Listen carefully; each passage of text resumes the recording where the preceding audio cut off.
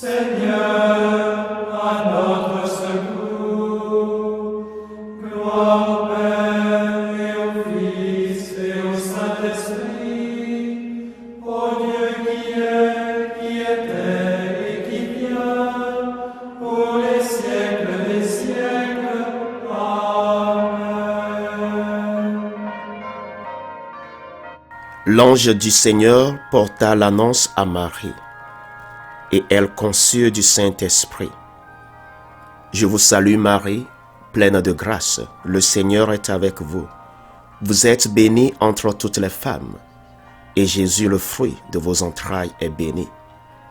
Sainte Marie, Mère de Dieu, priez pour nous pauvres pécheurs, maintenant et à l'heure de notre mort. Amen. Voici la servante du Seigneur, qu'il me soit fait selon votre parole. Je vous salue Marie, pleine de grâce, le Seigneur est avec vous.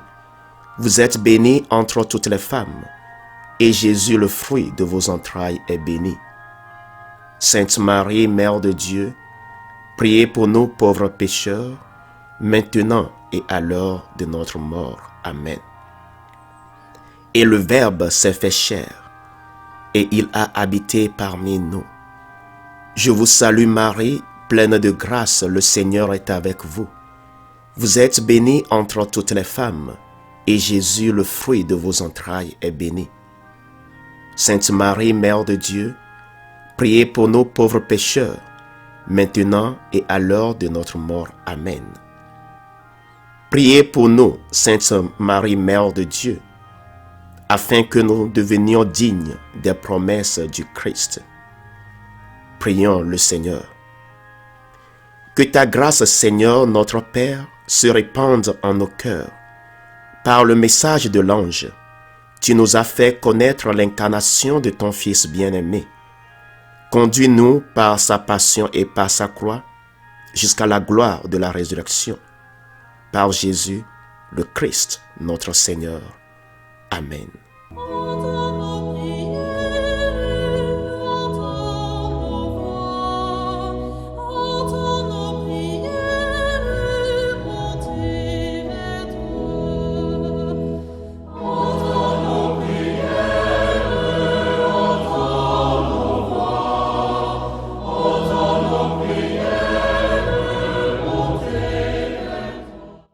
Seigneur, dans le silence de ce jour naissant, je viens te demander la paix, la sagesse, la force. Je veux regarder aujourd'hui le monde avec des yeux tout remplis d'amour, être patient, compréhensif, doux et sage, voir au-delà des apparences tes enfants, comme tu les vois toi-même, et ainsi ne voir que le bien en chacun. Ferme mes oreilles à toute calomnie. Garde ma langue de toute malveillance. Que seules les pensées qui bénissent demeurent en mon esprit. Que je sois si bienveillant et si joyeux, que tous ceux qui m'approchent sentent ta présence. Revêt-moi de ta beauté, Seigneur, pour qu'au long de ce jour, je te révèle. Amen. Les mains vides devant toi, Seigneur, n'espérons que ton amour.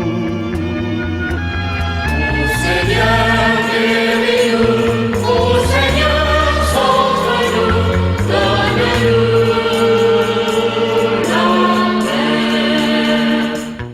Écoutons les textes de ce lundi, lu par la sœur Marie-Reine Teko Agbo NDA et le diacre Guillaume Doucevi SMA, commenté par le père Daniel Doniran SMA. Le cœur lourd de nos refus d'aimer, nous levons les yeux vers toi. Lecture du deuxième livre de Samuel, au chapitre 15, versets 13 à 14, 30, au chapitre 16, 5, 13a. En ces jours-là, un messager vint annoncer à David: le cœur des hommes d'Israël a pris parti pour Absalom. Alors, David dit à tous ses serviteurs qui étaient avec lui à Jérusalem: debout, fuyons. Autrement, nous n'échapperons pas à Absalom. Vite, partez. Sans quoi, il nous gagnera de vitesse. Il nous précipitera dans le malheur et passera la ville au fil de l'épée. David montait par la montée des Oliviers. Il montait en pleurant, la tête voilée. Il marchait pieds nus. Tous ceux qui l'accompagnaient avaient la tête voilée. Et il montait en pleurant. Comme le roi David atteignait Bahurim, il en sortit un homme du même clan que la maison de Saül. Il s'appelait Shimei, fils de Géra. Tout en sortant, il proférait des malédictions. Il lançait des pierres à David et à tous les serviteurs du roi, tandis que la foule et les guerriers entouraient le roi à droite et à gauche. Shimei maudissait le roi en lui criant: Va-t'en, va-t'en, homme de sang, vaurien. Le Seigneur a fait retomber sur toi tout le sang de la maison de Saül, dont tu as usurpé la royauté. C'est pourquoi le Seigneur a remis la royauté entre les mains de ton fils Absalom. Et te voilà dans le malheur, car tu es un homme de sang. Abishai, fils de Séruya, dit au roi: comment ce chien crevé peut-il maudire mon seigneur le roi? Laisse-moi passer, que je lui tranche la tête. Mais le roi répondit: que me voulez-vous, fils de Séruya? S'il maudit, c'est peut-être parce que le Seigneur lui a ordonné de maudire David. Alors, qui donc pourrait lui reprocher? David dit à Abishai et à tous ses serviteurs: même celui qui est mon propre fils s'attaque à ma vie, à plus forte raison, ce descendant de Benjamin. Laissez-le maudire, si le Seigneur le lui a ordonné. Peut-être que le Seigneur considérera ma misère et me rendra le bonheur au lieu de sa malédiction d'aujourd'hui. David et ses hommes continuèrent leur chemin. Parole du Seigneur. Nous rendons grâce à Dieu. Le cœur lourd de nos refus d'aimer, nous levons les yeux vers toi. Psaume 3. Lève-toi, Seigneur, sauve-moi, mon Dieu. Seigneur, qu'ils sont nombreux mes adversaires, nombreux à se lever contre moi, nombreux à déclarer à mon sujet pour lui pas de salut auprès de Dieu. Lève-toi, Seigneur, sauve-moi, mon Dieu.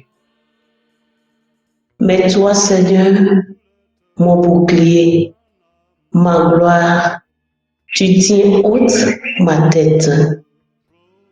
À pleine voix, je crie vers le Seigneur. Il me répond de sa montagne sainte. Lève-toi, Seigneur, sauve-moi, mon Dieu. Et moi, je me couche et je dors.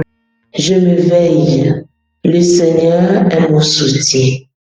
Je ne crains pas ce peuple nombreux qui me cerne et s'avance contre moi.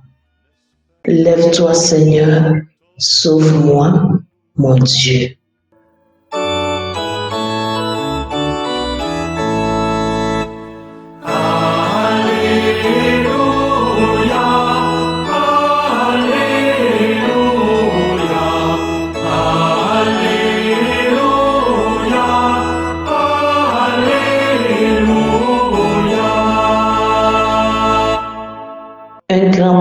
prophète s'est levé parmi nous et Dieu a visité son peuple.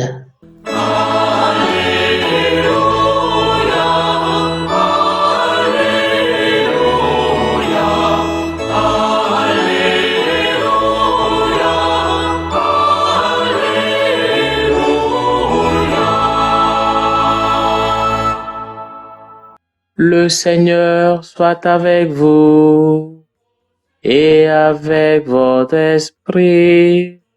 Évangile de Jésus-Christ selon saint Marc. Gloire à toi, Seigneur. Marc chapitre 5, les versets 1 à 20. En ce temps-là, Jésus et ses disciples arrivèrent sur l'autre rive, de l'autre côté de la mer de Galilée, dans le pays des Géraséniens.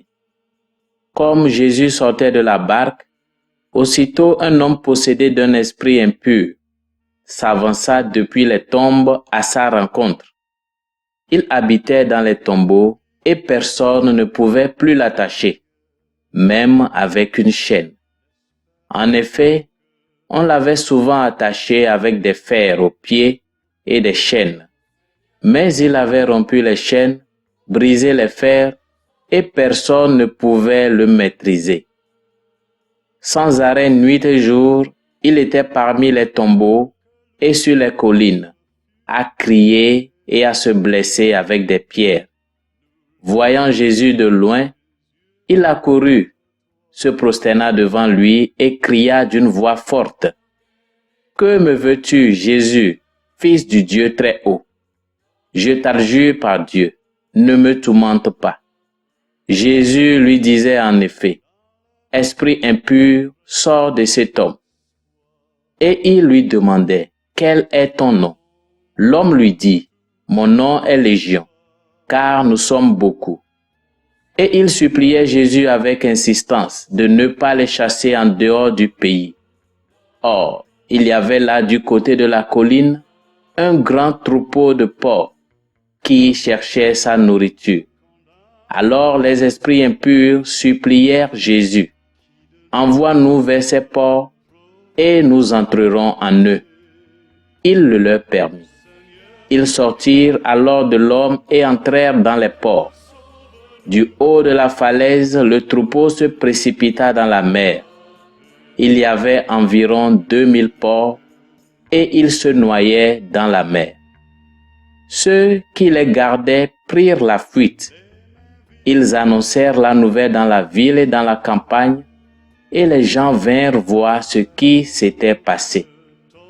Ils arrivent auprès de Jésus, ils voient le possédé assis, habillé et revenu à la raison, lui qui avait eu la légion des démons. Et ils furent saisis de crainte.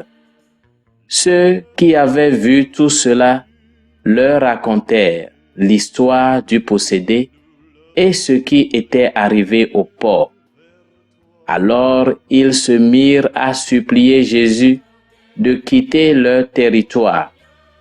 Comme Jésus remontait dans la barque, le possédé le suppliait de pouvoir être avec lui. Il n'y consentit pas, mais il lui dit: « Rentre à la maison auprès des tiens. Annonce-leur tout ce que le Seigneur a fait pour toi dans sa miséricorde. » Alors l'homme s'en alla.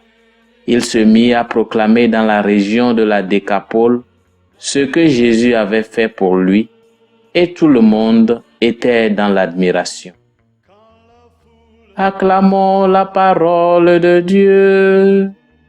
Louange à toi, Seigneur Jésus. Ô Seigneur, sauve-nous, donne-nous la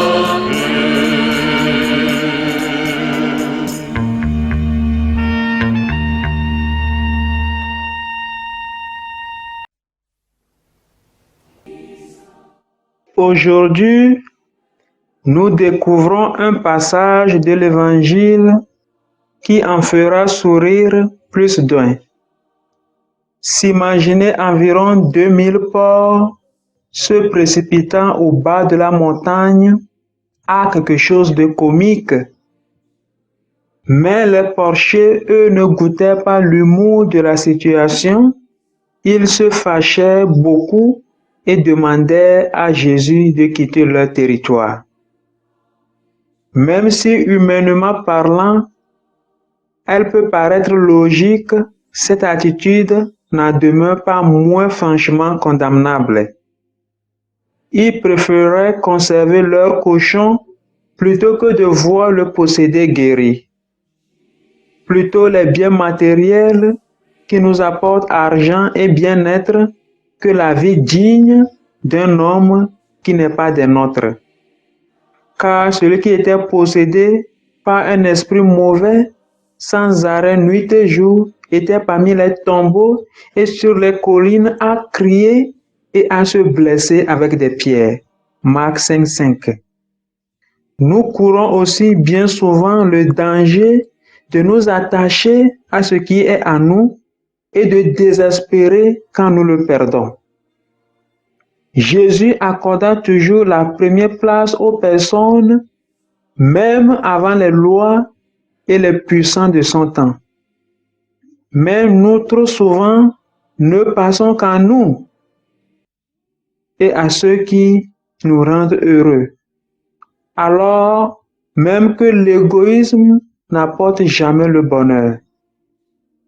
Comme disait l'évêque brésilien Helder Camara, l'égoïsme est la source infaillible du malheur, pour soi-même et pour ceux qui nous entourent.